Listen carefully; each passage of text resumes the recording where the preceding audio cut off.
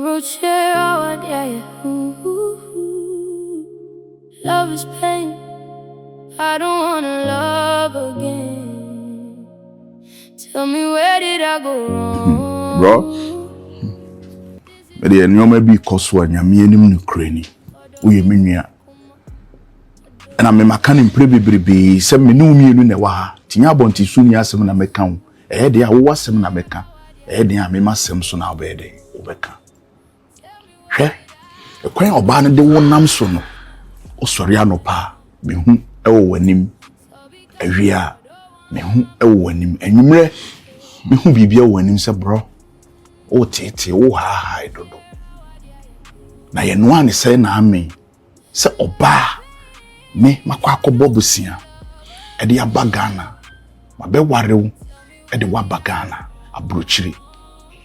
Na me de wo baya prekope wahura tana me konso. Na chese me twapo ma na yede asene me tenti. Me nua, me de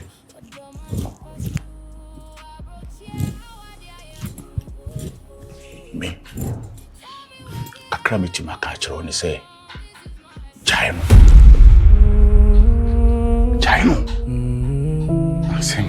asem na wo wo se dai wo nwene wo nkwa ho wo nwene wo apom den ho Aze tiabre wo awudi na hawa na ase asori na wo nkontia na wo kansem a untimi enkansem untimi nyina Bible so mfanni nkomo nsem a wo kan ase kyerese Bible ne se ade timi tete aware ntem kese ye adwaman bo ena adwaman ne kura no se wo betimi aye wa ade yi a ko Korintofoɔ nwomem Corinthians wo betimi aye wa ade yi a ye de ye ni ne fa wa ade obay o mo adwaman obay nso otega na me ne di nkomo nso ni nkomo mu ye obatena ha na me sure say I think say a man for influence ne kakra ndi me gidi say me no mienu ye kan ya adwene bom na ye tena se ne bonko mo a nyoma betimi asesa wife nkomo bay na me ne mienu ne ye ena wo de me ko Bible mu na wo kan asasem ne kyerɛ me say ade betimi atete aware ntem eye adwaman mo no na kyese bibia no betimi atete aware ntem na yi say wada ho ena wo tie se wukom ha sekan edem wani tie ye no wife ne kras kan wo twa me na duru ha wo ote ena wani tie ye ena wo prigi wuti esori gina ho eti ene wo hu se wo ba we ne kras kan de ba beku a still na won tete aware ne ntem wo be ka se ye dwama monti Bible say enye ye ne ye friend say honam na emum ye ne wiemu atumfo eda mo ne honhom ne ani om ye de ye na Bible kra na so na ka se won sabunkum we e hawa ye dey twatwatokune eno e Old Testament New Testament na ntisa wow yesu obi bo waso nkra dan hama no nye de wow sa na tie se wa sorry na wo yere de se kind da okunmu a deliberately we ntimi nche da mfa se kind so de tuko maybe e honhom bi any attacks bi na as air force no man ye numa de yan so ne be bompa ye ne ade nti emi hu ne se ye sa ka sampai boni ade a nyoma betimi asesa me de da so that I believe nana sa nyoma na mchiti wo de wo hawa wo tia no na hu scanner wo de kofa oba ne ba enti no mpese oba de wo begya oba na manako Lemum says scan sunti no betena se na wa hu ama oba na yedai ekun sky de scanner wo de ba krum na ya hen ene ne ebosin a wo kokobo de kofa oba ne ba na ya hen etu wo ba krum na kofa oba ne ma akra wonni scan se ne wo kofa oba ne ba ha eti mane nko na ye adwuma wo benya sika de atwiaka na afi waje wo ho eti says scan nti no wo mane nko wato no onte tu no nku fine Gifty nsimwa ekoswa enyenyan enyemefe ewumse mo fa asino menchen obi a de na enyoma bi koswa ma dwe ho eneme mfa ofade ade abrantie efeni gibesi o shia me no so de pass ma atwani givens be abrantie tuntum no bo man 10 gram ya wa twa ne tiri ha bibi takatia bi tale hai ade ne fie wa asiai ade wa de what's what the pass ma to anima no enye se bia mpratwe o ya wale what's what ka kire ne se wa wale na Gifty wo wale da bai na ho na de nsa ba fie a me hu ofa a metra ase anyi nsa kakra no mo wan ukru no wan a ukaka je ne se wa wale no ofa ade na wo tu ani ayira yi ade sisi ana awra fi hu ana wan ana awra bi se me ne be ma nati be ma sio bai ne Marcus ana wo nim ni sese ofa ye kan ya se aboaje Marcus obi onu wa kwatira broche be 10 years ni akwa oba 2 times oba abi Gifty Baby yo. What you want no e pa no kwa kwa. Ko pa no kwa kwa de na ade no nso no enti se ase no aga se bia o Ghana enti no fa aka no ko nkan no wasaba. Yo. Obi man so. Mate, wonu pa de ye beto. What I say? Be ma wo ye obi a de ni to no so. Ade am Marcus. Ofa Marcus akonto e we. Obi man so. Enti se de meka enti se de wo fi kuma se ko nkan. Ofa kwa hase kwampo no free adwoso na wo kiditia oba ko betimi akwa asaba we nsu na wo se wo pesika na de twa take it bo so mesu a edan sika ene eyi nti wo so obobo no ye sika no utimi nyane nyina wo nya wo so ma wo twetwa wo dan ka ene kakra ebenya no bi me ha wo ma ne me dieze ne de wo ye adwuma travel nto wa cheche mi mu ono wa cheche mu Gifty baby ye ne wiase yetie no from to da abrabo ye bono so won hweye eje mukuru abuche na oba abrewa no fa wade wo so oba be wale eje kacho bi enu e kachi me hwe bi ye na eje an kacho na de bia won frame video ko o frame video ko eno no dey na won ti ase no give us enwale wo adia mukuru abuche hwe bi ye o me ne be ma na timi ni mema mienu ntina sa ma ne nyi ntimi ni mema mienu ntina so e ma ne nyi ijo no bia no na mo to pa se kroma so wonya ma ne bia na fine me ka bi na wunti a me miama no wo tete wo fia ha wa tete we akwese watiska akwakoto bomb and wa set time no time bomb wa set time ni se bo 6 o'clock ento na wa wo sa te hu na wo hwe is about 5:30 aka 30 minutes na to gban ubewu Jano, ma ku de o kan bomb bi o ha so hwe Rambo movie a bomb bi o ha wa anti ano ade to ha ento the here ne se bomb no be ye hu adwuma nti na me ka kire no oh fa mate solution suggestion bi bra na ko ye jai de mate wo de menua no wo ni me ka kra ma bo siska semi a wo kan ya $25,000 enye sika ketuwa mate enye sika ketuwa na me de ankofo baba me se oba na ba che se oba ne ye ne ho star bi nti no me nja na mane ko e basa ma boka I see ma boka nzo oba metimi mpamu agronsem no ye nka ne bebre ba metimi aka no both times me just kan minti wunduro yi kra Marcus o tiga na twase ndem na ya na nipa ya beduru a sa mo o ma mo krom ha no so ukres ka sisi ana wo de mano na wo ne kompem wo be ma enjoy sane ye wo yire kra wo ne hia no na me makabi na wo se wunti a ohene yitufo na mum yintu hyebre ye wa na wo de wo de nipadua me de me wa ha na uwu a papa metuma anse metamodo akọ hospital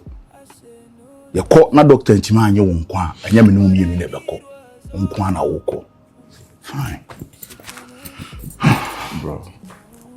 menu ano nkomo bi o ha mene wa na edi mintim ni abonten so fo nyede enkunku na ne ekoso ne nyina ni fia oba itimi kaseti awa ma bi ye de eduru mi so enwuma mi ye nyina de kwamanum wa ha ka kire me se mi hunu ne apreprensa ne de ndia mi ntimi nyede enni all because of say adwuma mi ye nti eke kasa nsem ni nyina kire me ha Marcus ma se no kan wa nka ne bone so se no kure Marcus na na akoto kra me abafie o ene wo keka wo Marcus se unni no hu wa akoto prensa sa to unni ka asem ye o kan kra no kra no ka ya asem ya wood Marcus ka na ka otimi talk eko Ghana na e fiat nya fiat na atimi toko me de minya bia no madi me sore nso anu makwa kogina blue light na minya ma ni bia no mahwehwe o mo ho na me de atwetwe ba no maba be pem ba bia da ntimi ho ntiska nkofo obi free Ghana ma ha no ma me brofo me so They come na kusia me ye twa send me saa me mo ye twa send me saa kopim se me free kuruma akọ Ghana eno kra do da bia hu different we say we ye kese we ye me say me ban wiase me hu be different types nka na ada ama kuso nim se no etie nyame asem de Bible see ni pedua na sorry dan se wo de boy adwaman a nyame be free ma ko me fa Bible na nya adwuma o enye Bible na de me ba kurum ha o enye Bible na de epa adwuma ma me you ntimi no kasa Bible asem kwa de emfa me mu ba se nyame adom so na be pie kurum ha kenye nyame adom ama ko kasa nka wonti kurum ha nyame adom nyame adom ntu ka so sorry ya wo ka se omo tiga na omo pa Abrokyire ba ma ko oba na okofa ne free Ghana ba na wo kun nyame we a o mejo Abrabone so odo bia odo ko de odo wo me no ono no o benya bi okrum ase heavy o me ni ye mu na me pe no me nya na nka me wo fa ase obi abese na nimonyam abeye wedding checherenche na matutumi ntoma abesi ase agye ho ayi ensa kakra no na wo mpe ni sei na odi oni beto boga no akwa ntom be 10 years na o mehwehwe wa kira kwan da no na odi woni ato se me hwan boga na edey ofa boga man foot ofa wati me se what tia ma givers no wale wati ofa bla na se mutunchi dem ma miskana min kodi dwa no me se ma akusa na me pe ono matumi atena ba pem sa blame se opeska kodi dwa bedidi de bia mi yima ene obema bia ba na obeso ya ma ko madwa umpe me ne be ma neti me ti san fa bi nkan ma miskana de bia etoko so zia na me miskana be no me ma bia ma boga na nsa news kan ma na fa kodidi na to bi no ma miskana se wo news ka wo se me fa ma se me wo fa ne me no ze no wo ya me hwia wo fa ne me nti wo ma me bi me nti wo wati aye kan wo ye kan wanu chabe wo se wo godi de hu dwa ampisi de me ne dia yarodo na menye de mo fo mi ni nya fa kata awre wo so awre ho be na de na si awre ya akonto ma awre wo o de fa ma me na me hu de when wa dumbu ofa obehwe ofa am bia so so me si mani ngino debi mati na tinya atena se na ono no se o se nya this year ya o ba oba no be hu empanyfo no ba be ye me hu ade no da be no so oba this year no ba ko pe this year ba ko pe na se ye nkwa na ye bia ofa ko skanda ye fence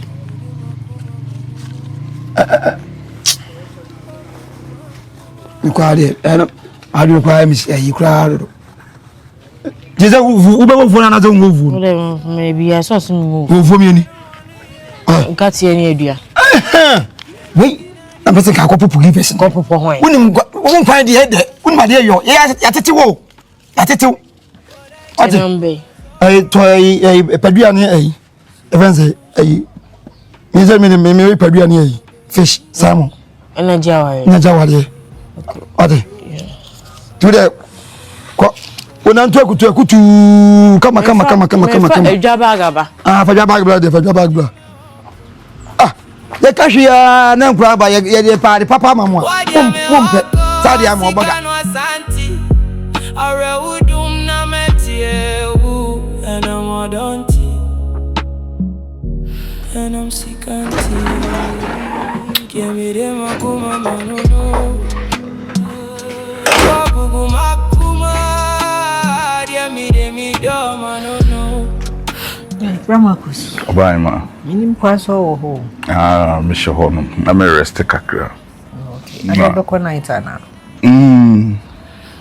aja aha ya baidi ya me ni amra yenya bibi nyede enkofi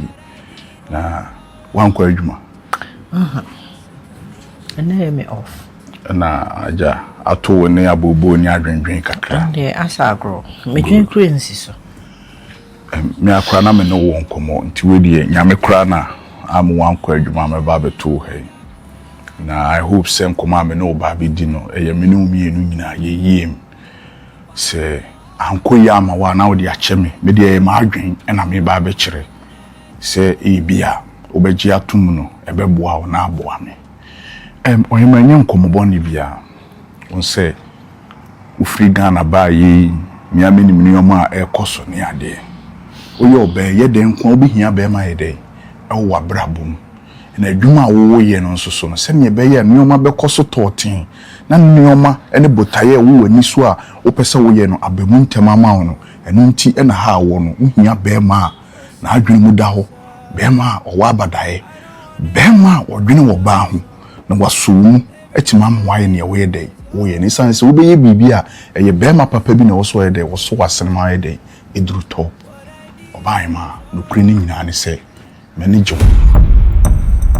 Yes, my country wanna make that down. But you know, for some time, I feel and a mirror day, a man who quite so was a mere day, mechanical credit the children to me for some common day in CSU. I won't be here some day, make catcher. I can't make catcher on any see beer. A certain moon and GB into a many person me day, me no way day, etna. My mamma who quite me worry. Uma ho kwan so a men kan na adaw me wadwuma wo ye no enye no na me mede mani beto so me every month bia men kan na adaw me ma $150 Brahmakus e dia kan akatwia ho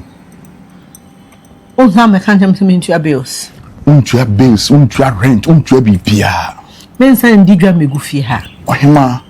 ni nyina me na me ye na at the end of the month no masama $150 se fa money fee in Canada. My confused cry me the men sign crime any the men sign because I said not bombing. I said Brahmakus ubetimi aye sadie we ya enti da na ye den e ma na Adjei so no so betimi aye sadie ni Hema enye nsem nyina na metimi aye dey aka akiro ba opa wodo na asem de yemfa nso ha ya enye ono ni nsem bia na metimi aye dey aka akiro nso sawo nsem de no odidi nkomo kire na o memenye wono mente se wono tis wono obetimi de meme nsem adi nkomo de akiro de a fine but enye ono no neoma ono no ye no wochi e na me no obedi sa nkomo no ohema yemfa no mfa nhye fridge mu emre pamu no yebedi eno ho nkomo ba ni die e kwan a wo be faso aduru top e na me no wudi ho nkomo wo ba sa wo ba bebo brawo ba sa wo ba bebo no ba sa wo ba bebo na wo so anya bi eden e de ahwe abusuafo wo ba sa at the end of the day no wo so betima bibi papa wo Ghana wo na afi we nyina mamu ana ba wo ba no ba ne sei na wo bre nyina aye dey aye obregu na ha wo ba no aye dey wa yin kobesi ogamini o mamai e mebinsi na ye cancel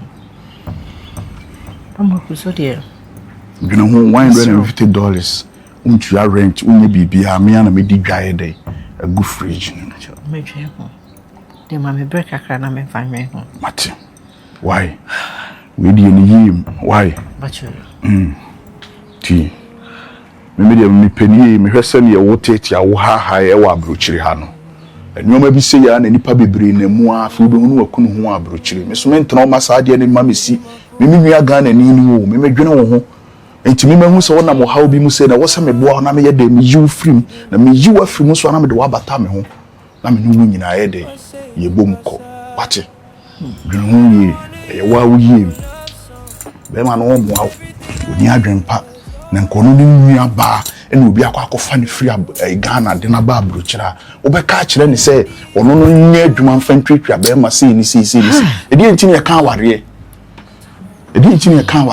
ana wo free Ghana ba bedura Abrokyire na afi ye culture ne yato akona na afi oba na e ba behwe be ma all because in the name of Abrokyire ya ba wotwe mutan ye Ghana fo kuru aba free Abrokyire ha e ko Ghana kura e kuru aba no Brahmakus mate me dwe mpacho menye bibi e ma ho anan no be to pese wo yibia wa nkasa wo so feel se wo di bia wa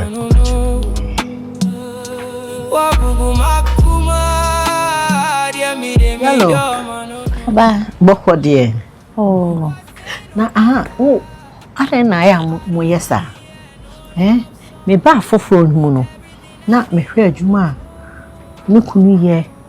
de rama kusiye de wonso ba haba beye eti nkomo ba ku mienu bia na maye basa efisa mo ba Ghana enya sa na mo maye hu sa asem nete mo maye filisa ase de aha no ye last end e wo wiase asa aha de wo ba bedru ye scan kra gu form na ba besesa se me ba ha no and the first day I be share me ha no me catch you se me clean yeah nti ase me shedem tin komo na one me de se me wo kuro ha nti na wo ma hu na adwuma wo ye ba wo ba Ghana o patch se ye ko Ghana mo oh sister nti anka meti Abrokyire na me cleaning na me siesie nkrofo fie ni ade no me ko Ghana me nko kasa me siesie nkrofo fie na me nko ye bi wo ha na me nti wo nko na se wo ye bi wo ho wo ba bedru Ghana mo ye mo ho se de ase aha no sa adwuma na wo ye na nye no kwa na wo ye se enu no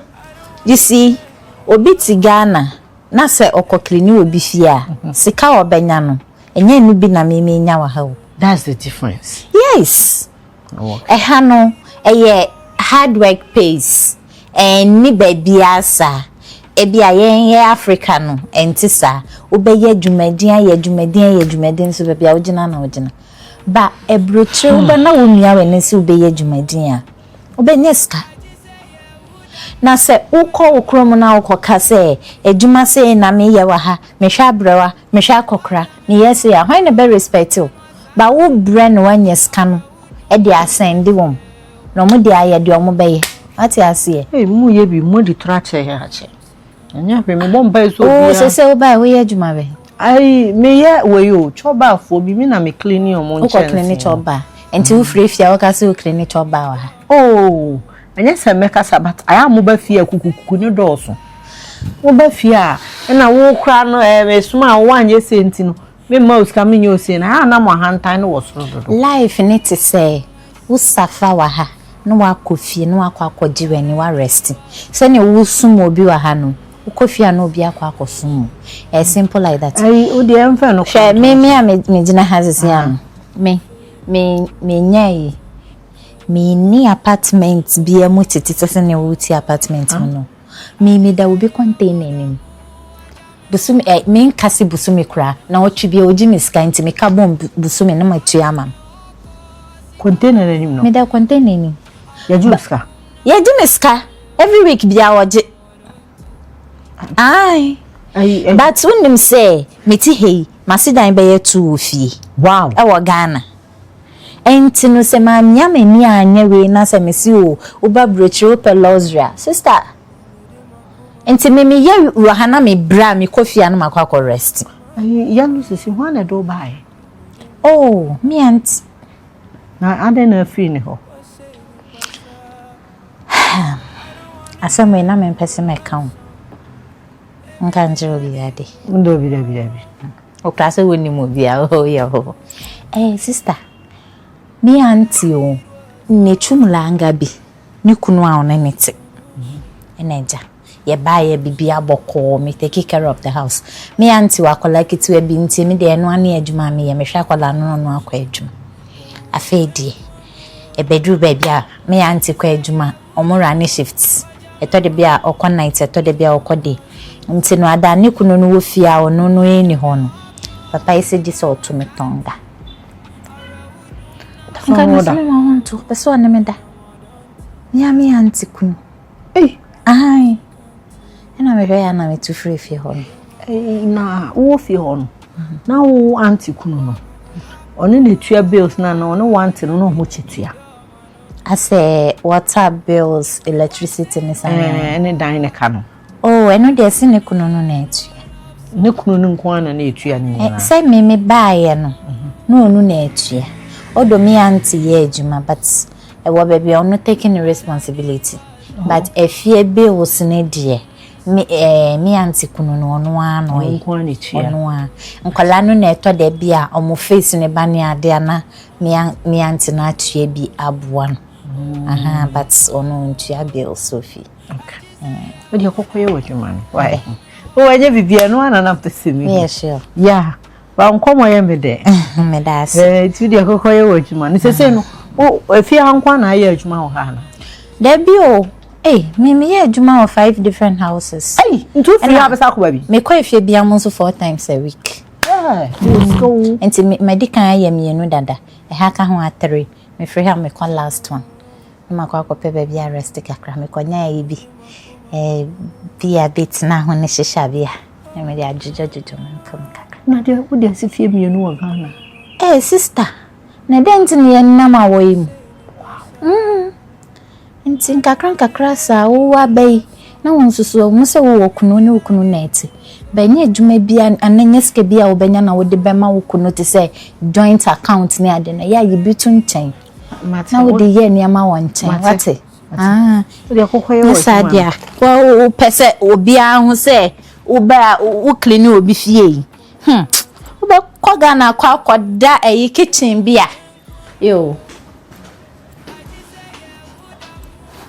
Akra ni auntie no kunu no ono nkwa ne tua fie bills na Adjei wo nkwa betua dan ne kra tua bills a wo fie hanyina